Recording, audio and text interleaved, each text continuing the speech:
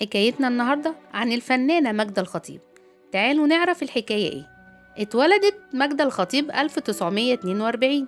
بدأ مشوارها الفني سنة 1960 بدور صغير في فيلم حب ودلع.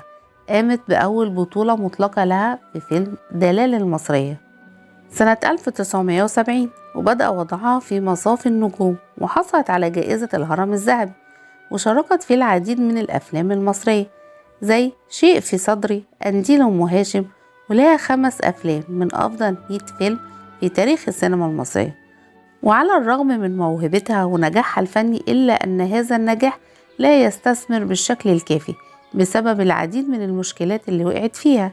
تزوجت واحد من رجال ثورة يوليو، وبعد انفصالها تزوجت من رجل أعمال سكندري، وبعد 2 تم الانفصال.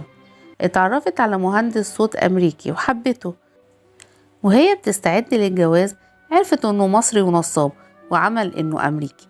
اما الحب الحقيقي في حياتها فكان من صحفي كبير من اليمن، لكن عائلته رفضت الجوازة وهددته بالحرمان من الميراث. وعاشت ماجدة الخطيب صدمة وحالة حزن أدخلتها في دوامة إدمان للحبوب المهدئة، ولم تتزوج بعدها.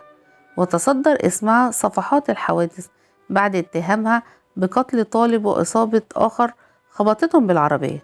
ودخلت ماجدة الخطيب السجن، وفي عام 1985 ألقي القبض عليها مرة أخرى بتهمة تعاطي المخدرات، واتحكم عليها بالسجن 5 سنين.